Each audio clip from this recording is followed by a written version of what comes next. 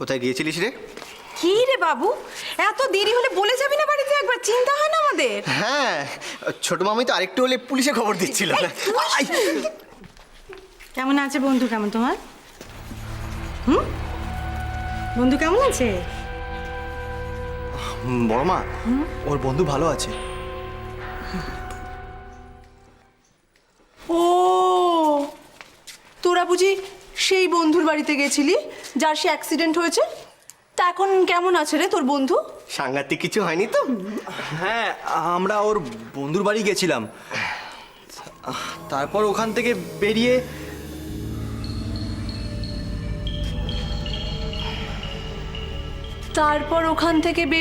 অন্য কোথাও গেছিলাম। ঈশান, সত্যি করে বলতো কোথায় গেছিলিস? হ্যাঁ, বাড়ি ঢুকেই মেকআপ ঠিক করতে হলো। বল কোথায় গেছিলি, বল বল বল। ললিতা, বল না। ললিতা। আরে ললিতা কি, বল না ঈশান, কোথায় গেছিলিস? আরে বল না, আরে আমরাও বল যাবো। না, বল, বল, বল, Please, বল, কোথায় না ঈশান, এরকম করিস না, বল। বল না, বল। ওফ! আমরা আইসক্রিম খেতে গেছিলাম। হয়েছে?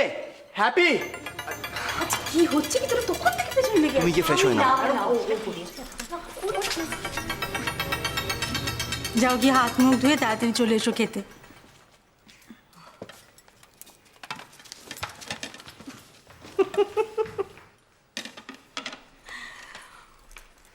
খুব ভালো করেছো তুমি। তোমরা তো একসাথে করতেও বেরো না। ভালো করেছিস বেরিয়ে। আচ্ছা, একটু বলে যাবি, বাড়িতে আমাদের চিন্তা হয় না বল? সরি মা।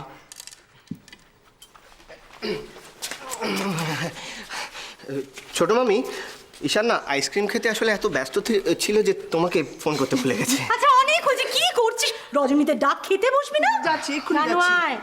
যা বাবু, তাড়াতাড়ি চেঞ্জ করে চলে আয়।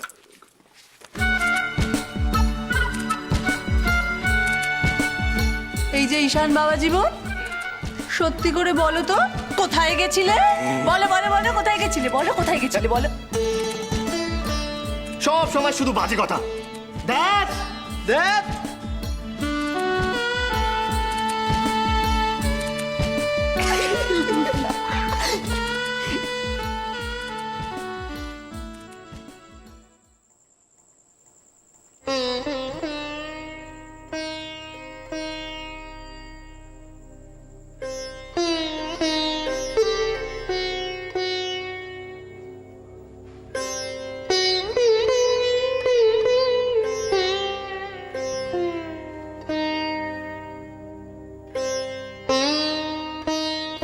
ঈশানরা এখনো ফেরেনি।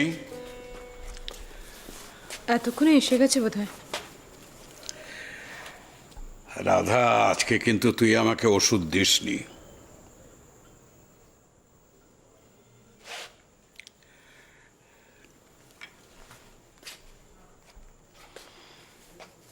কি হয়েছে? কি এত চুপচাপ কেন? কি আবার হবে? কিচ্ছু হয়নি আমার।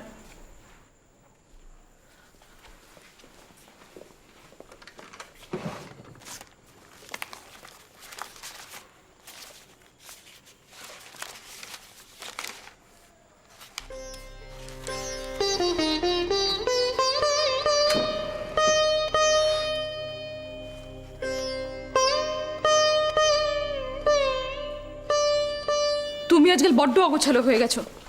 জিনিসপত্র এমন ছড়িয়ে ছিটিয়ে রাখছো, দরকারের সময় খুঁজে পাও না, তারপরে চিৎকার করে বাড়ি মাথা করো। রাধা, এই অসময়ে আমার ড্রয়ার খোঁজার অর্থটা কি সেটা আমি জানি, কিন্তু তোর মুখ থেকে এটা আমি শুনতে চাই। বল না, বল, বলে ফেল, দেখবি মনটা একেবারে হালকা হয়ে গেছে। না, বলছিলাম যে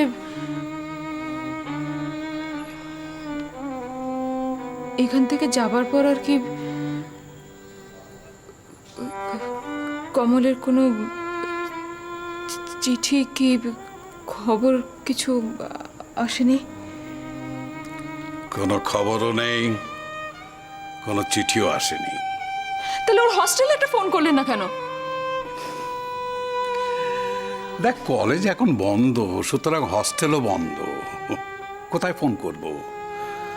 তাছাড়া তোর দাদার কাছেও সে যায়নি।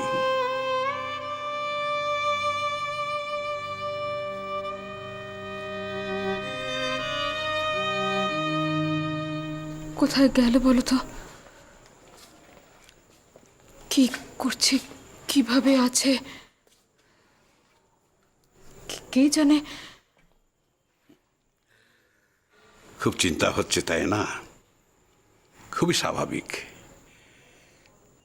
তোর এই চিন্তা করাটা যদি কমল একটুখানি দেখতে পেত, তাহলে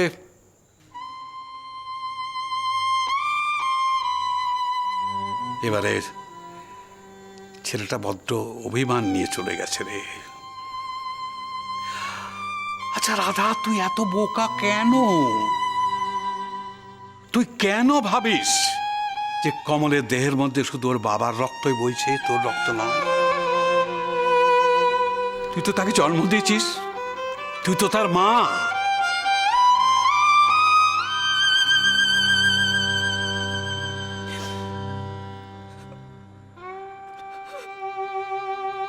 কিচ্ছু ভাবিস না, কিচ্ছু ভাবিস না।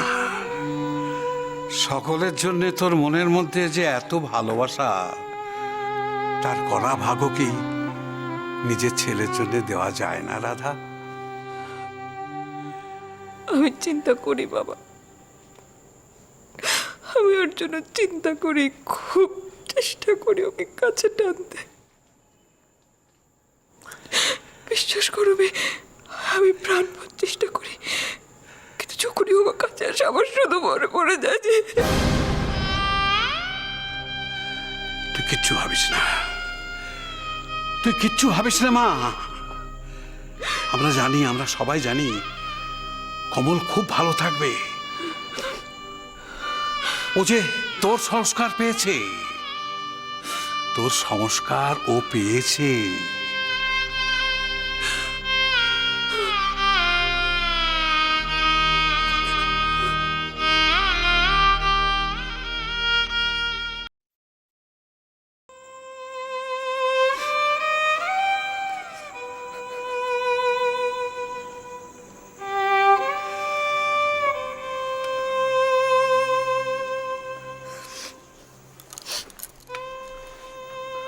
আবার কাঁদছো?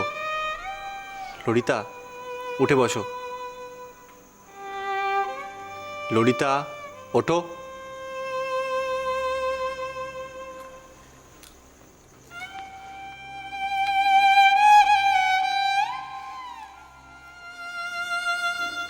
এ নাও। দুধ কেন? তোমার জন্য মণি পাঠিয়েছে, স্বর ছাকা আছে।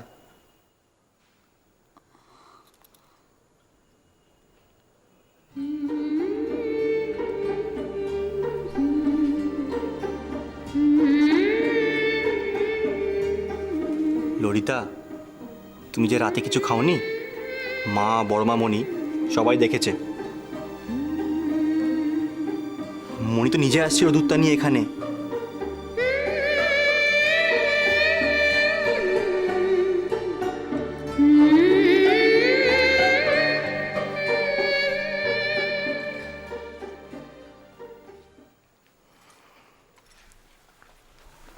ললিতা, এত মন খারাপ করার কোনো দরকার নেই। একদিক দিয়ে দেখতে গেলে ওই হতচ্ছাড়া সেট তোমার একটা উপকারী করেছে।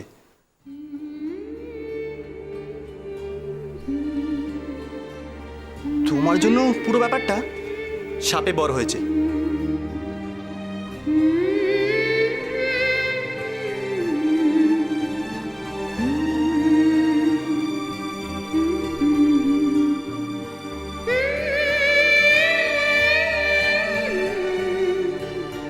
হুম।